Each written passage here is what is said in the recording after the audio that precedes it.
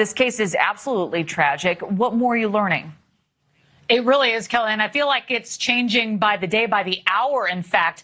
This case has definitely captured national attention at this point. A teenage cheerleader found dead on a cruise ship, and now we are learning that the FBI is looking closely at someone inside of her own family. He spoke about the relationship between Anna and her stepbrother. She complained about him being uncomfortable, or her being uncomfortable around him. The 16-year-old stepbrother, whose parents say he's a suspect in Anna Kepner's death, was hospitalized after the cruise and is now living with a relative. Much of this information is only coming out because of that court dispute. I got nightmares in my head, I fear.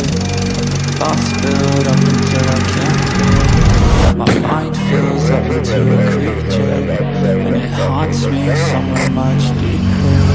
I got nightmares in my head, I fear. The Daily Mail has exclusively revealed that the teenager's stepbrother, who cannot be named for legal reasons, was obsessed with Kepner and relentlessly pursued her despite their blended family. That's according to Stephen Weston, the father of Kepner's ex-boyfriend. What he told Inside Edition, and we're going to deal with what the ex-boyfriend said in a minute. Now, one wonders what else the ex-boyfriend thinks or knows, but clearly the ex-boyfriend's father would definitely have some sort of inside knowledge as well. He's infatuated, attracted to her like crazy. He always wanted to date her. That's obviously a reference to the stepbrother. Weston went on to claim that his son tried to warn Kepner's parents, but they didn't want to believe me. Now, how do you think the stepbrother became so infatuated? I mean, what do you think fed that infatuation? Want to know what I think? Well, for one thing, she was recently broken up with her ex-boyfriend. In fact, so recently, he was actually supposed to go with her on the cruise. Tew says he was meant to go on the cruise with Anna and her family until the two broke up some months ago. Now, in the rest of this analysis, we're going to deal with some comparisons to the Ramsey case. And at the end of this analysis, I'll also be revealing who the next peripheral figure will be in the series we've been doing. But before we get to that, if you haven't subscribed to the channel, please do. If you're new to the channel, here's a little bit about me, a 10-second bio. You can have a quick look at that. You can also visit, I'm also a true crime author of over 100 books. You can go and have a look at some of them on truecrimerocketscience.com. If you're finding this analysis worthwhile, please do hit the thanks button. As I say, wait till the end of this episode for some information on the next video in the Peripheral Figures series, and let's get started. So her step-sibling may have regarded her as single and available. What more than that? Well, a combination of proximity, the fact that they slept in the same room, shared the same space, went on holiday together, but also the fact that she was a cheerleader who was actively flirting with the camera online on TikTok, sexualizing herself to an extent. And of course, the stepbrother not only participated in some of these, but probably watched these obsessively as well. And can I say one more thing? Is a cheerleader doing her thing and then also doing it on camera really that different from a beauty queen involved in pageantry, doing photo shoots? And who is in the best position to see all of this behind the scenes stuff? I mean, besides the parents. Well, in this case, it was her stepbrother. And as we know, the stepbrother now faces criminal charges, possible criminal charges, as family and friends gathered Thursday for Kepner's funeral. There's also talk that possibly someone else, even a family member, might face charges as well. Now, although everyone seems to agree that this is likely, when is he going to be charged, though? And I think what's holding up everything are the feds. They are going through hours and hours of CCTV footage on board, as well as cell phone data. And you may remember in the Charlie Kirk shooting, they had the same thing. There's a lot of cell phone footage. CCTV footage had to be viewed and organized, and then that takes time. Sometimes like finding a needle in a haystack, organizing that material. Can I ask you guys a question? Why do you think the suspect in this case, who we all know can't be identified and whose face can't be shown? Well, the reason is because as a minor, he enjoys certain rights to privacy and certain legal protections that an adult doesn't have or enjoy. So even if he committed murder, the law actually protects him in terms of not allowing the public access to information about who he is. And the only reason we actually know as much as we know is this is a very unusual case. This is a very unusual situation in that this person is to some extent indirectly involved in a custody dispute, which is also a legal matter, and that is a matter of public record which indirectly references some of the details of this cruise. Otherwise, due to privacy laws, we would know next to nothing, and one wonders whether the parents or any of the people in the story, besides perhaps the ex-boyfriend, would have really said anything or even known to say anything.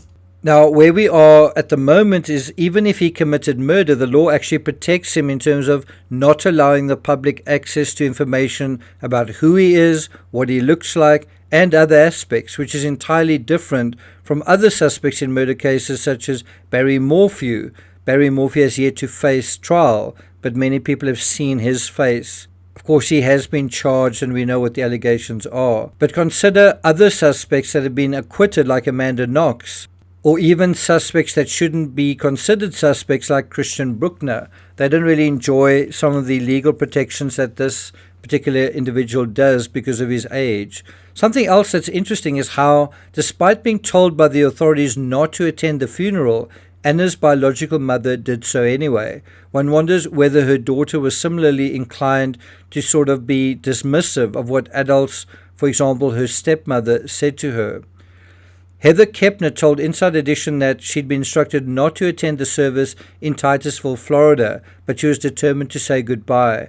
I'm going to wear a disguise, she said. I'm going to put a wig on and wear some really tall shoes because I'm 4'9". It reminds me a little of Patsy Ramsey's sister wearing a disguise, in a sense, wearing a police uniform when she went to the crime scene on December 28th.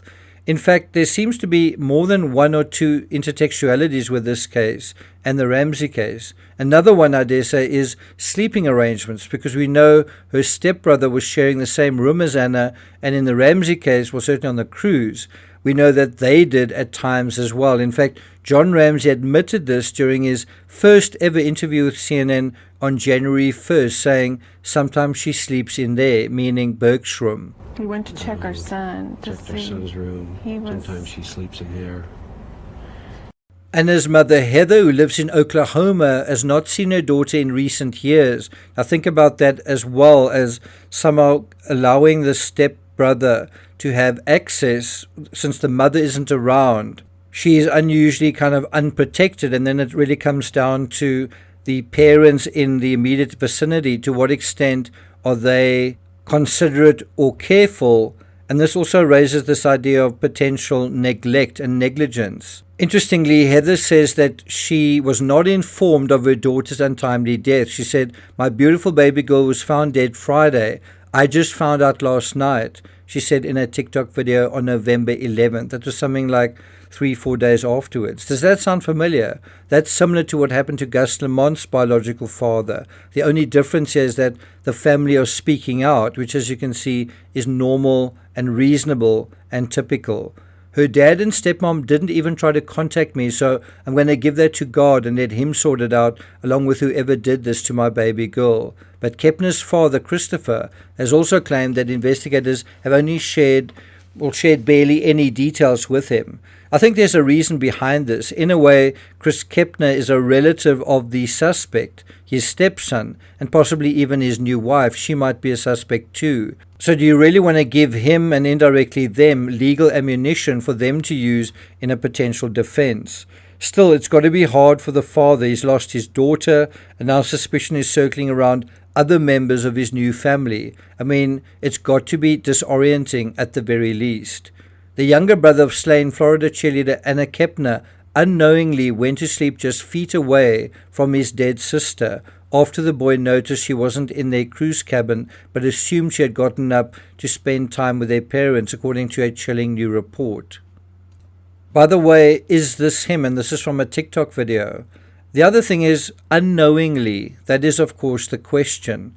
On November 6th, the night that she died, Anna had left dinner early and gone back to her cabin after complaining of feeling unwell, a source told the Daily Mail. Now, one wonders what that was all about. Her two siblings headed back to the room later that evening, where her younger brother changed his clothes and left again to take pictures of the Carnival horizon as it continued its 6-day Caribbean voyage. That's quite a big deal as well. Why did the younger brother change his clothes? Was there blood on it? Was there semen on it? Was there some kind of lipstick or other evidence? And was some of the clothes thrown overboard? Another question is, when did these siblings arrive at the room? Did they arrive at the room together?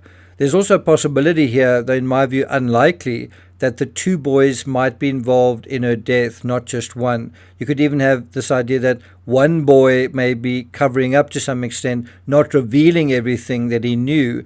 And I must say, when I wrote the script, this was before it actually came out that the one brother had actually heard screams and so on. And that information only came out fairly recently. The Daily Mail goes on to note that when the teen came back, he noticed Anna wasn't in bed, but he assumed that she had gone out again to be with the adults. The young boy thought nothing of it and went to sleep. However, Anna was last seen on the ship's surveillance footage returning to her room and wasn't spotted ever leaving again. The next day, when his sister still hadn't returned, the family from Titusville, Florida, realized she was missing. Now, if you think about that version of events and the fact that the one kid heard shouting, heard a commotion, he must have told someone and then they elected not to say anything. And it seems the alarm was raised not so much by the family members but by someone doing housekeeping, which potentially indicates an effort to cover up the crime, not just by the perpetrator. But this seems to be the defense case. Do you believe it? Because based on this narrative, it seems to suggest the 16-year-old had an alibi, that he went out to take photos, while some other relative was present. If the 16-year-old said he went to take photos, well, he likely had his phone with him, and there should be timestamp photos on his phone, so they're going to want to look at that. And that is besides location data and CCTV possibly tracking his movements. Although location data on a moving ship might prove to be trickier than typical location data. According to the New York Post, while her father, Christopher Kepner, 41, searched the $800 million ship for any sign of his daughter, a medical emergency was reportedly announced over the PA system, according to the source. We also don't know exactly why the stepbrother was hospitalized. What was that all about? Obviously, that was the next morning, way too late.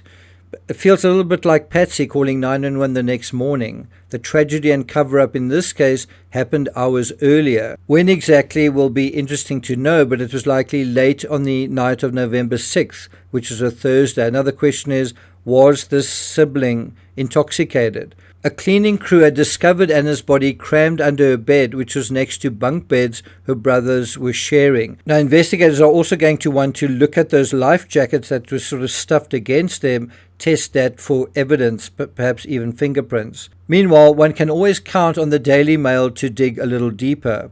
Christopher and Tabitha, that's Anna's mother, split in 2023, but the crane operator, that's his job, that's her father's job, soon found love again with Chantal, who divorced Thomas Hudson last year and relocated to Titusville with their two youngest kids.